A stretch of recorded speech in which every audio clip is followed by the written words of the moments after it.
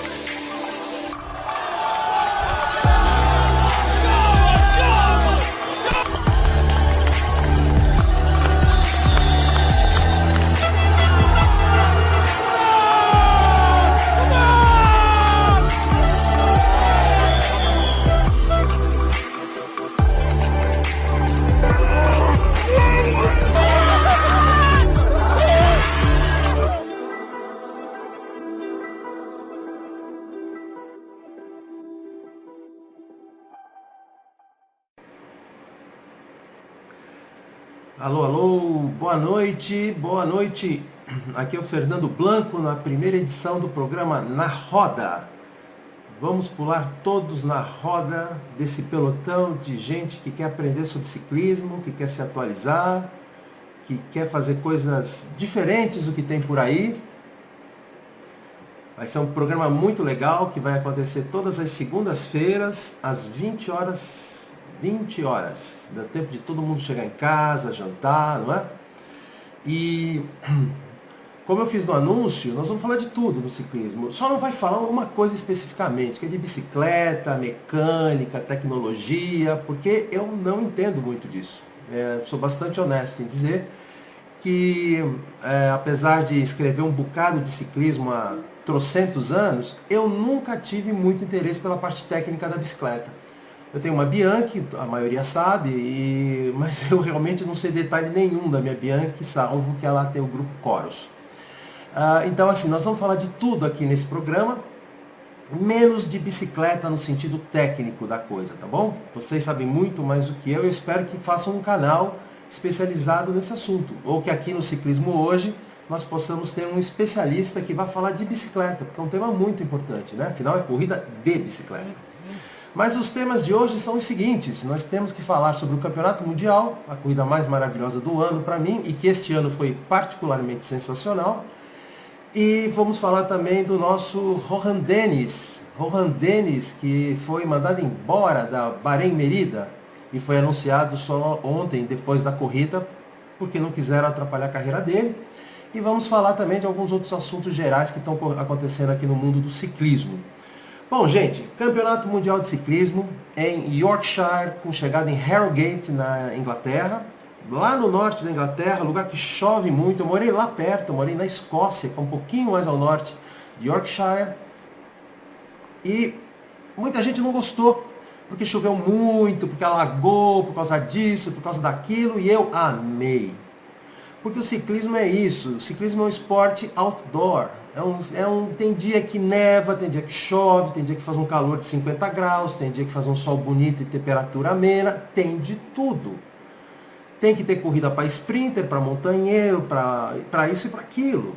Então então não faz lá porque lá chove. Bom, tem que fazer lá com chuva mesmo, até porque é um dos públicos mais fanáticos do ciclismo mundial, é o povo de Yorkshire. Eles lembram os bascos, eles lembram os belgas dos Flandres, povos que são diferenciados na sua paixão pelo ciclismo, né? Então foi um mundial maravilhoso.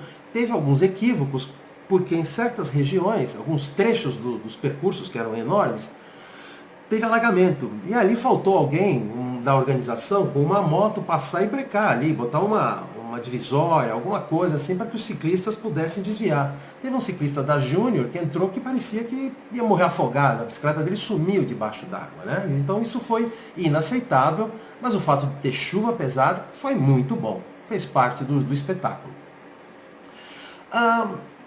Eu quero falar uma coisa para vocês sobre o que esse campeonato mundial mostrou. Eu espero que ele seja uma grande lição para todo mundo, principalmente para quem está começando no ciclismo, que eu reparo nos comentários, nas diversas postagens, minhas e dos outros, que todo mundo tem uma teoria. Ah, ele não ganhou por causa disso. Ah, ele não atacou por causa daquilo. Ah, ele... Gente, aprendam de uma vez por todas. Ciclismo é quem tem perna. Tem dia que o sujeito que você mais espera que vai ter perna, não tem. E o que aconteceu nessa corrida é que ela foi tão brutal, que a maioria dos ciclistas que eram favoritos para a prova morreram no meio do caminho. E ganhou um ciclista que ninguém acreditava. Por quê? Porque ele teve mais perna. Só isso. Não adianta querer inventar teorias mirabolantes, que não existe isso. Se tivesse um sol bonito lá dentro, Alaphilippe e Alejandro Valverde teriam chegado no pelotão. Eu acho que nem ganhariam, porque eu acho que os caras estavam realmente já passados da conta nessa altura da temporada. Agora, a classificação dessa corrida foi um negócio totalmente fora de qualquer padrão. Fora de qualquer padrão. E o motivo para isso é porque os caras quebraram. Foi quebrando um atrás do outro. Um atrás do outro. Ah, teve o tombo do Gilbert. Ele declarou que ele estava morto. O Van Avermaet declarou que estava morto, que ele não ia ganhar essa corrida de jeito nenhum. O técnico da seleção belga, o Rick Verbruggen, ele disse o seguinte: quando a gente tem uma corrida desse tipo, o que a gente vai falar? A resposta é: nós não tínhamos perna. Quando o Mathieu Van Der Poel atacou faltando 33 quilômetros, se eu não estou enganado, tem 1000 teorias. E por que o Peter Sagan não pulou na roda? Por que o Van Avermaet não pulou na roda? Sabe por quê? É porque eles não tinham mais perna. A cabeça já estava vazia, e eu expliquei isso na live anterior. Uma corrida com tanta curva, com tanta subida, sobe e desce, com tanta chuva, drena o organismo da pessoa. E só quem correu de bicicleta de verdade, não correr 50 minutos e toca o sino. Desculpa, mas isso aí não ensina o que é corrida de bicicleta. Corrida de bicicleta em estrada, para cima de 120 quilômetros, eu já fiz isso na vida. Tem hora que você simplesmente funde o motor. Quando funde o motor, a cabeça já está vazia, você não toma boas decisões. Aqui deve ter alguns campeões que eu ainda não vi se entraram, mas os campeões vão dizer o que eu estou falando. Quando a cabeça pifa, e pifa de cansaço, não oxigena mais, você toma a decisão errada. Você vê o cara atacando do teu lado, você olha e diz assim: daqui a pouco eu vou. Daqui a pouco a gente vai se revezar e pega. Sabe o que é isso? É porque não tem perna para ir. Porque se tem, vai, pula. Olha só, gente. Desde quando, em 2019, no campeonato mundial, onde o sujeito é o líder nas casas de aposta, alguém vê o Mathieu Van Der Poel passar e não vai? Ah, eu vou depois. Não existe isso. O erro talvez tenha sido não ficar na roda dele. Mas eu também já... Por que tem gente que não ficou na roda do Van Der Poel? Porque a cabeça já não estava raciocinando direito. O sujeito está lá se segurando na roda, não sabe nem de quem. Ah, tem um tcheco aqui que eu não sei quem é, e está deixando o Van Der Poel solto. Ele é burro? Não, ele está cansado. Aí vamos falar de uma outra situação específica dessa mesma prova. Lá na frente, quando isolaram-se 4 ciclistas, que eram os 2 italianos, o Trentin e o Gianni Moscon, mais o Mads, M-A-D-S, Mads Pedersen, e o Stefan Kung e o Van Der Poel. 5, né? 5. 2 caras sobraram desses 5. Olha a diferença da sobra do Gianni Moscon. Vinha tirando forte, porque ele estava fazendo a corrida para o Trentin, que era rápido, é um ciclista rápido, ele é um sprinter, né? Eu apostei ele, vocês devem lembrar, eu disse que ele tinha tudo para mim ser o segundo colocado na prova, eu apostava no Van Der Poel. E por um dado momento eu até achei que eu ia acertar primeiro e segundo. O Gianni Moscon, ele sobrou assim, ó, foi perdendo, e chegou em que lugar? Em 4º lugar. Isto é um ciclista que perdeu as pernas, cansou, ácido lático, seja lá o que for, as pernas já não viravam mais. Mas ele se manteve. O que aconteceu com o Mathieu Van Der Poel, que tem 10 vezes mais talento que o Gianni Moscon? Ele sobrou no 13º quilômetro, faltando 13 quilômetros para o final, e chegou a 10 minutos. A 10 minutos. E tem gente que procura encontrar teoria para isso. Foi perna? Não, foi fome. É isso que o francês inventou essa expressão, que é a fringale. Os ingleses, os anglo-saxões, inventaram a palavra bonk. Os espanhóis chamam de parrara. E nós aqui no Brasil falamos crise de fome ou qualquer coisa parecida. Isso, sabe o que acontece? E eu chamei atenção disso antes também. Você tem uma corrida muito nervosa, você esquece de comer. E não é que faltando 15 quilômetros, o Mathieu Van Der Poel queria comer um javali, morrendo de fome. Nossa, estou com uma fome, não estou comendo. Nada. Você nem pensa no assunto. Você não hidrata, você não come, porque você está fazendo curva o tempo todo, você está prestando atenção em 20 caras, está chovendo o tempo todo, você não come. A hora que ela bate, ela cai de uma vez assim. É um negócio inexplicável. Talvez os amigos que entendam da parte de biológica e entendam de nutrição saibam explicar. Eu não sei, e acho que a maioria dos ciclistas também não sabe. Mas eu já tive crise de fome. E de estar ali andando e de repente fazer assim, puff, sobrar e sentar na calçada e dizer assim, o que aconteceu comigo? O motor explodiu, puff. Mas esse motor não é exatamente as pernas que não estão conseguindo. É que falta glicogênio, falta energia, basicamente. E ela acaba repentinamente. Então essa é a diferença da quebra do Mathieu Van Der Poel para a quebra do Gianni Moscon. Os dois estavam juntos, se matando lá na frente. Aí tem um monte de teoria que assim, aí vem o Trentin. Trentin era o favorito rasgado. O Mads Pedersen, ele fez um final de corrida tão esquisito, porque ele, acho que na última rampa, ele sobrou um pouquinho. Sobrou, eu falei, isso já foi. Porque ele iniciou a fuga lá atrás, ele e o Kung estavam fugidos já há um bom tempo. Ele puxou bastante. Quando entrou no quilômetro final, nos últimos 500 metros, o Trentin, óbvio, muito mais sprinter e malandro do que ele, tirou a bicicleta e deixou o Mads Pedersen na ponta. E veio cozinhando ele atrás.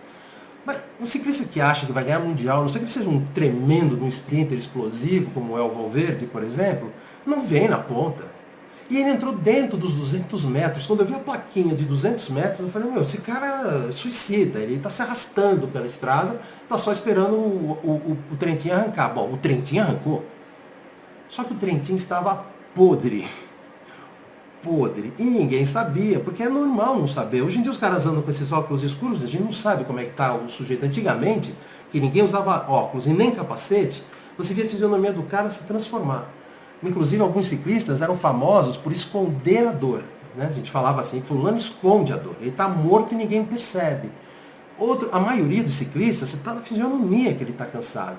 Bom, o Trentin estava morto e ninguém sabia. Ele arrancou, abriu, eu falei, vai botar 5 bicicletas em cima do dinamarquês. Pois não. O dinamarquês veio no sprint dele, que não é sprinter, e ganhou com 5 bicicletas em cima. Foi a maior surpresa do mundo. Aí um amigo aqui me perguntou assim, foi zebra?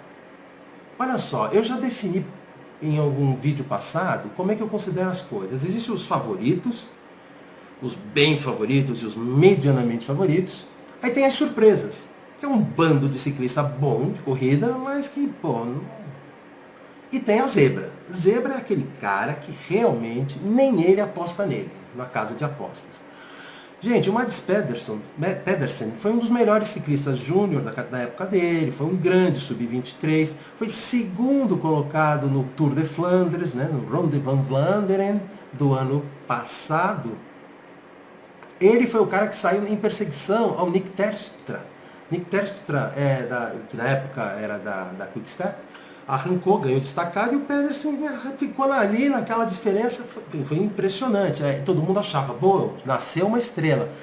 Mas a estrela não vingou tão bem quanto a gente esperava. E esse ano, ele não teve uma grande temporada, mas agora faz umas 3 semanas, ele ganhou o Grand Prix d'Isbergues, que é uma prova no norte da França, que é uma prova duríssima, super tradicional, é uma semiclássica. Ele ganhou, então ele estava com perna, só que a gente não percebeu. Mesmo que percebesse, tinha tanto gigante na corrida. Valverde abandonou a prova dizendo que estava congelado. Alaphilippe disse que ele só pensava no final da corrida porque ele não tinha mais pernas. O Greg Van Avermaet declarou o que eu falei agora há pouco. As grandes estrelas sofreram. Aí você diz, porque puxaram demais. Imagina, nenhum desses caras pôs a cara no vento. Nenhum. Aí eu vou ver a classificação assim, como é que o Gorka Izaguirre termina em nono e o Valverde abandona? Como é que o Stibar chega em 13º e o Gilbert abandona? Ah, porque caiu. Mas caiu, mas não ficou para trás, estava pertinho. Como é que Michael Valgren, alguém lembra do Michael Valgren? Que ano passado teve uma temporada mágica. Ele ganhou o Omloop Het Nevensblad e ganhou o Amstel Gold Race. Esse ano, morto, não apareceu em corrida nenhuma, foi contratado a peso de ouro lá pelos africanos. E da Dimensional Data, que vai se chamar NTT ano que vem, Michael Valgren não andou nada o ano inteiro e eu sexto colocado. Aliás, os dinamarqueses andaram demais, né? Eles nunca tinham ganhado um campeonato mundial e de repente deram um show nesse aqui. Com o Pedersen em primeiro, com o Valgren em sexto e o Jakob Fuglsang em 12º. Imagina, assim, o cara que foi muito bem na primavera, na Volta da Espanha não teve grande destaque, apesar de ganhar uma etapa, e ontem estava forte para burro, né? Ou seja, a classificação dessa corrida, ela não tem lógica nenhuma. Ou melhor, ela tem uma lógica. É quem teve perna no dia. É quem estava com a cabeça boa no dia e não se deixou abater pelas péssimas condições do circuito, com as péssimas condições atmosféricas. Que não teve medo dos grandes favoritos que estavam ali. É isso. Tão simples quanto isso. Eu e a minha santa mãezinha, Dona Vilma, de 83 anos, tem uma mesma explicação lógica. Peter Sagan. Peter Sagan sempre larga como favorito, ou co-favorito, e fez uma corrida absolutamente escondido, como ele sempre faz, porque ele não tem nem equipe para ajudá-lo. E quando deu, sei lá, faltando 3, 4, 5 quilômetros, não sei, ele saiu que nem um desesperado para tirar uma fuga com homens muito fortes que estavam com mais de 1 minuto na frente dele. Por que ele não pulou antes? Não tinha cabeça, não tinha perna. Quando ele sentiu que o pelotão estava meio já morto, aos pedaços, ele falou, bom, vai por tudo ou nada. Eu achei aquilo uma coisa para salvar a honra. Me custa crer que ele imaginava que ele ia ganhar aquela corrida. Não tem perna para tirar tanta diferença. Assim, não tem perna. Não é um rolador, não é que ele estava correndo contra uns mortos lá na frente. Ele foi para salvar a honra. Ele foi bonitinho, né? Chegou lá em 5º lugar, estava a 43 segundos. Imagina, os caras lá na frente já tirando o pé no quilômetro final para ver, puxa você, puxa você, puxa você. O Sagan sozinho, pá, chegou a 43 segundos. Ele estava longe de qualquer chance de ganhar a corrida. Longe de qualquer chance. Talvez tenha feito por um golpe de honra, né? Eu vou salvar meu nome aqui e tal. Enfim. Não representou nada para ele, que é um tricampeão mundial. Um amigo nosso fez a seguinte pergunta agora há pouco, assim, é o fim da era Sagan? Eu não tenho a menor dúvida. Não que ele não possa ganhar uma grande corrida no futuro, mas eu acho que o Peter Sagan, a motivação dele já ficou para trás e não é a de hoje. Um ciclista que ganha tanto dinheiro, é tão badalado e ganha tão pouca corrida, tão pouca coisa. Você viu a temporada dele esse ano? Ele não caiu, não ficou doente. Então, é um ciclista que eu acho que sugaram demais dele. Ele é uma máquina de propaganda, ele passa o ano tirando foto, fazendo filme. Agora ele nem faz mais micagem, porque acho que acordou. Mas antes vivia, ficou popular por causa das micagens, não porque ganhava tanta corrida, porque perto de outros ganhou muito menos. Ele é muito mais popular que o Tom Boonen. Mas ele ganhou uma fração das corridas que o Tom Boonen venceu, que o Felipe Gilbert venceu. Mas ele é muito mais popular, porque empina a roda, faz o wheelie, blá, blá, blá, blá, blá, blá. Agora, mas enfim, gente, esse campeonato mundial foi isso. Não teve lógica nenhuma de quem é bom de montanha, bom de passo, bom de sprint, bom disso, bom aquilo, favorito, não favorito. É quem teve a cabeça forte, as pernas no lugar e teve uma classificação que não bate com ranking nenhum do mundo. E isso é o ciclismo. Quando você tem um percurso muito duro, clima muito ruim, existe uma seleção natural, uma coisa meio de Darwin. Só os mais adaptados sobrevivem. Se essa corrida fosse no sol, certamente os maiores favoritos chegariam na frente. Porque aí o motorzão do cara ia bem. Agora, com esse clima horroroso que despirocou a cabeça dos mais leves, a corrida foi de outro jeito. E não adianta tentar gerar, mas eu acho, porque o cara diz... A gente já leu todas as entrevistas da Europa e todas têm o mesmo tom. Corrida horrorosa, a gente não tinha como pedalar, faltou perna, eu estava congelado. Então o que teve de interessante mesmo foi a quebra, a explosão, vamos chamar assim, do motor do Van der Poel. Mas eu quero mostrar para vocês que não é aquela coisinha de a perna falhou. Não, falhou o corpo do cara, por falta de energia. Quem teve perna falhando foi o Gianni Moscon, que estava lá na ponta e sobrou bonitinho, tal, foi deslizando para trás e ficou. Van der Poel, crise de fome. Ponto. Chama do que quiser, tá? Falta de energia no corpo. As outras provas, deixa eu ver aqui o que eu posso falar para vocês. A Annemiek van Vleuten, que se escreve Vleuten, mas se fala Vleuten, holandesa da cidade de Vleuten. Vocês sabiam que o van, esse nome van, essa palavra van que tem no nome das pessoas, significa em holandês, e no norte da Bélgica, né, que é a mesma coisa, que a pessoa é do lugar. Então eu me chamaria Fernando Van Santos, porque eu sou da cidade de Santos, né? Ela era da cidade de Vleuten, como Lucien Van Impe era da cidade de Imp, né, o belga, Lucien Van Impe. Ela fez uma coisa muito doida, não foi? Atacando faltando 100 quilômetros. Bom, por que aconteceu isso? Na minha visão, as holandesas, que aquilo é uma máquina de ganhar corrida, elas tinham 4 candidatas ao ouro. Alguma ela achou na cabeça dela, porque elas não são amiguinhas, elas competem à morte durante o ano inteiro, disputando a hegemonia do ciclismo feminino. Chega lá naquele dia, todo mundo com a camisa laranja, e aí elas têm que correr juntas. Aí qual foi a cabeça dela? Eu vou atacar primeiro, eu sou a passista mais forte delas todas, vou abrir, elas não vão poder me buscar, então nós vamos ver quem é que vai me buscar das concorrentes. E aí simplesmente não dá pra, como se diz, as outras não conseguiram ter perna para buscá-la. E a Van den Breggen, ela foi a segunda colocada, foi campeã mundial ano anterior. Então com essas holandesas, gente, assim como os belgas nos anos 60 e 70 dominaram o ciclismo mundial masculino assim com sobras, a gente está vivendo uma fase de sobras do ciclismo feminino holandês. Repito, eu acho que ela usou essa estratégia simplesmente para se livrar das colegas dela. Porque é mais fácil ser campeã mundial do que ser campeã holandesa. Tem muito mais ciclista de ponta na Holanda do que no Mundial. No Mundial vão 4, 5 holandesas. Na Holanda tem 50 holandesas disputando o campeonato local. Na Bélgica era a mesma coisa. Era muito mais fácil você ser campeão de uma corrida qualquer do que ser campeão belga. Porque eram muitos ciclistas bons demais, tá bom? O que mais que eu posso contar para vocês dessas provas que tiveram na prova dos júniores, os juniores? Eu achei uma barbaridade desclassificarem o garoto que foi campeão mundial, ele que cruzou ali em primeiro lugar. Mas ele ficou 2 km no vácuo do carro. E na Vuelta à Espanha, que a UCI deixou 70 ciclistas ficarem no vácuo, segurar, porque levaram um tombo chegando em Toledo. Isso é uma barbaridade. Aquilo sim tinha que ser proibido. Mas a UCI deixou, porque achava que muita gente caiu, foi um tombo coletivo, blá blá blá. Então quando cai 30, 40, 50, pode segurar no carro.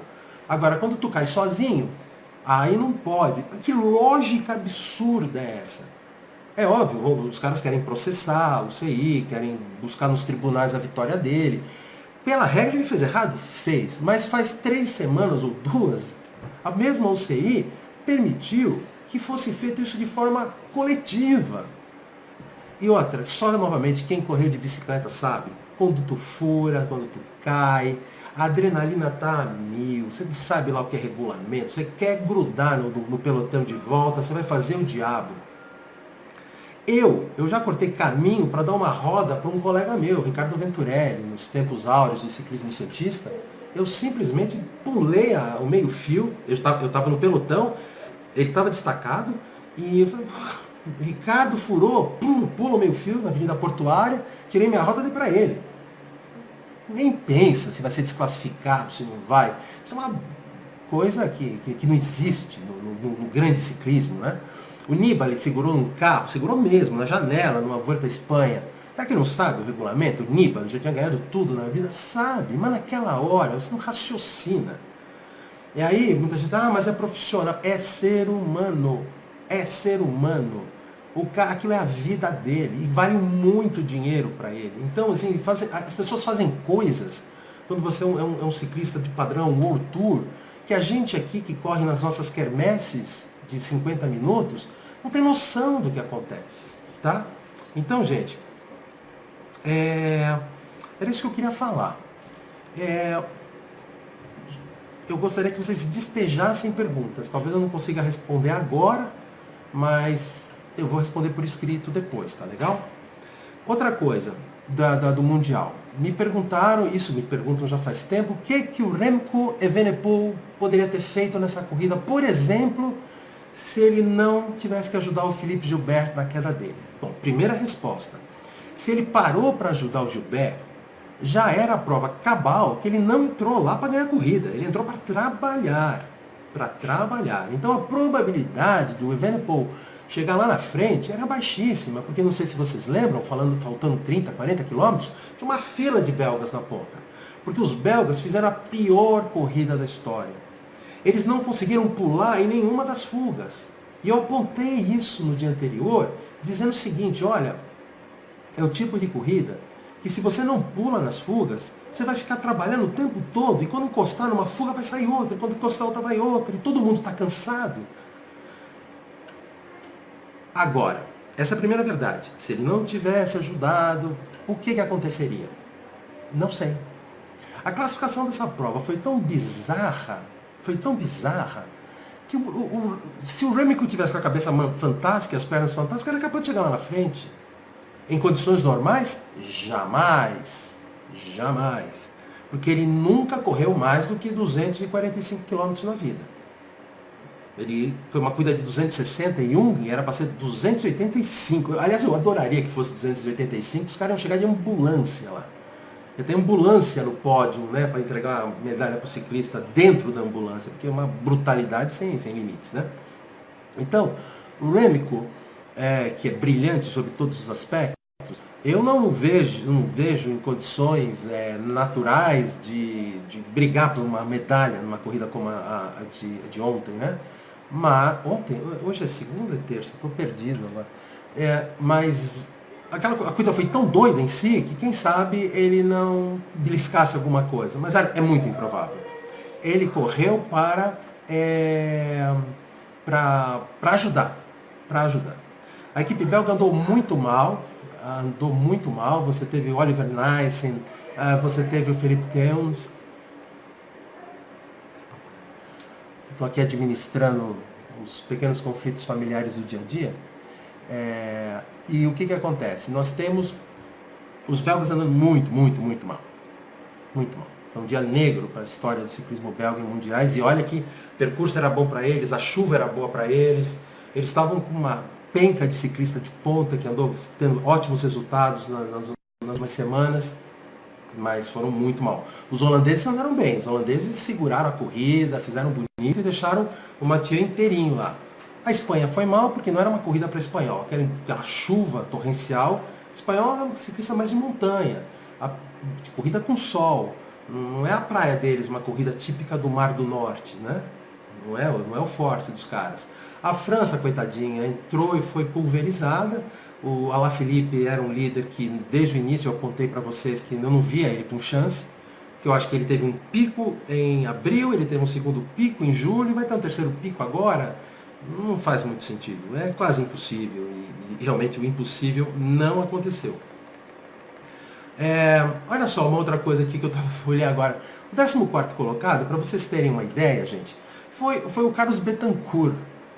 Você consegue imaginar o Carlos Betancourt, 14º no Tour de Flandres, na Paris-Roubaix, no Amstel Gold Race? Nada, zero. Esse menino era tão bom ciclista quando apareceu, o colombiano, mas a carreira dele se esvaziou. Ontem, ele estava num dia mágico e fez o que fez. 14º. E não se esperaria isso dele jamais. O 17º, a apenas 1 minuto e 14 segundos do vencedor, Amund Grondial. da Noruega. Eu nunca ouvi falar desse rapaz. Nunca, não sei onde corre, não sei o que faz, não sei se é passista, sprinter, rolador, não sei o que é. Aí, em condições normais, quem diria que um rapaz desse chegaria em 17º lugar? Porque é uma corrida louca e os loucos acabou surgindo um aqui, outro ali, entenderam? Então é isso. O que mais, turminha? Bom, isso aí é o que eu queria falar para vocês do Mundial.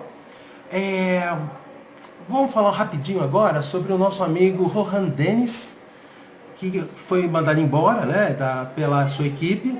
E muita gente também está tentando ver todas as teorias conspiratórias. Então, olha só, gente. O Rohan Dennis, ele é uma pessoa complicada desde que nasceu. Todo mundo que corre de bicicleta na Europa sabe disso. A maioria dos jornalistas sabem disso. Ele é difícil, ele é agressivo, ele briga com um colega de equipe, ele briga no pelotão, ele briga com o chefe, ele briga com todo mundo. Nesse Tour de France, então ele aprontou todas, ele abandonou a prova sem dar satisfação para ninguém. Isto não existe, isto não existe. Isso é profissional, essa foi a prova mais importante do mundo, ele abandonou um dia antes dele correr o CRI, e aí ele reclamou da bicicleta, reclamou da roupa, reclamou do capacete. Isto não existe. Na minha opinião, depois de pensar muito no assunto, na minha opinião, ele já estava com o pé fora. Ele já queria mesmo romper o contrato e correr, provavelmente, para a BMC. Qual a equipe que vai usar a BMC? Para essa que ele vai. Ele corria na equipe BMC, né, até ela ser extinta. Pelo que eu entendo, a NTT vai usar a BMC no ano que vem, então possivelmente é para lá que ele vai. Muita gente fala assim, não é só aqui no Brasil não, no exterior, em todos os grupos que eu estou vendo, as pessoas, não, mas ele é um grande ciclista. Dane-se que ele é um grande ciclista. As marcas de bicicleta despejam milhões de euros, não estão falando de dinheiro de pinga. São milhões de euros. O último número que eu vi, por exemplo, da Trek, foi 3 milhões de euros, quando criou aquele projeto Leopard Trek, com os irmãos Schleck e com o Cancellara. Então assim, eu pego 3 milhões no meu bolso em bicicletas, para um cara chegar e dizer que a minha bicicleta não presta e que ele vai correr com uma outra adesivada lá só para ninguém ver a marca. Já pensou se isso virar moda? Então amanhã o Peter Sagan também não gosta mais da Specialized, o Felipe Gilbert não gosta da futura bicicleta dele, que é Ridley. Ele diz, não, eu gostava da Specialized que eu usava na Deceuninck Quickstep, vou voltar a usar ela. Imagina, vira bagunça. E bagunças têm que ser punidas exemplarmente. Ciclismo profissional é profissional. Ciclismo é o que a gente faz aqui no Brasil. Lá é ciclismo profissional. E quando é profissional, a gente fala de muito dinheiro. Tem hierarquia, tem ordem. Eu vejo pessoas comentando assim, mas tem que deixar o fulano ganhar mesmo. Não tem essa de deixar o fulano ganhar mesmo. Já pessoas em equipes de 8 caras, cada um acha que ele pode ganhar? Então assim, não é assim que o mundo funciona. Podia ser até mais legal se fosse assim, mas não é assim. E nunca foi. Nunca foi. A hierarquia no ciclismo sempre foi muito rígida. Tanto em quem manda, quem é líder, quem é capitão e quem é gregário, como o uniforme que usa, com a roupa, com a bicicleta que usa. Não é essa fantasia que as pessoas às vezes acham por falta de experiência. E, enfim, estou aqui para ajudar a transmitir essa experiência para vocês. Eu não vejo nenhuma empresa séria que fabrica bicicleta querendo o Rohan Dennis na equipe dela. Que o risco de... A marca Merida, gente, vocês têm ideia o que todo mundo está falando dessa bicicleta? E olha, eu não sei se presta ou se não presta. Eu não sei, não faço ideia, nunca pedalei numa, e mesmo que pedalasse, a minha opinião não serve para nada. Aliás, vários de vocês, eu já tive até alguns argumentos com alguns, que opinam, não, porque sim, porque nenhum de nós aqui que está assistindo tem condição de dizer que essa bicicleta é boa ou é ruim. Bicicleta boa ou ruim você vai descobrir quando você pedala 250 km nos paralelepípedos de Roubaix, quando você faz 50 km de contrarrelógio na Vuelta à Espanha, e compara com outras que você já pedalou, que teus colegas estão pedalando, e você troca, e vai pedalar nela escondido. Aqui, gente, é outra praia, a gente brinca. Lá é diferente. Então, é óbvio que ele detestou essa bicicleta. É óbvio, e eu entendo a posição dele. Ele é um cara ultra neurótico. Agora, não pode fazer do jeito que fez. Tem que ser profissional na hora de emitir a sua opinião, na hora de dizer assim, eu não quero essa. Pega uma dessa que eu gosto e adesiva ela, escrito Merida lá. Ao longo da história do ciclismo, gente, todos os grandes campeões, vocês pensam que eles usavam a bicicleta da equipe? Todos usavam a bicicleta de um artesão italiano que fazia uma com a cara dele, com as medidas dele, pintava na cor da equipe, adesivo da cor da equipe e acabou. Não tem esse negócio de, não, pô, me deram uma Caloi 10 para correr, vou correr de Caloi 10. Caloi 10 corria eu. Os caras da Caloi, da equipe Caloi, usavam bicicletas Zeus, bicicletas Sinelli, bicicletas de ponta, pintada de Caloi. Mas nenhum usava Caloi 10. Eu usava Caloi 10 com roda de alumínio, pesava 18 quilos, aquele traste lá, e tinha que correr atrás dos caras, que alguns estão aqui ouvindo, que andavam com bicicleta de 10, e eu com de 18. Nunca ia ganhar. Já não tinha muito talento. Então é assim, a questão do Rohan Dennis é essa. Ele pode ter toda a razão do mundo que a roupa da equipe é ruim, que a bicicleta é ruim. Curioso é que o Vincenzo Nibali, que é um pouquinho mais famoso e vencedor do que ele, nunca abriu a boca, né? Enfim, coisas de Rohan Dennis.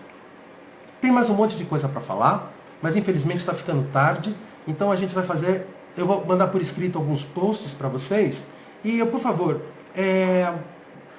comentem, perguntem, vamos tornar esse nosso papo semanal, toda segunda-feira, 20 horas, numa coisa bem dinâmica, tá bom, turma? Muito obrigado pelos 50 e tralá que ainda estão aqui me ouvindo e por todos que entraram antes. Obrigado, fiquem com Deus, boa semana para todo mundo e bora pedalar. Tchauzinho!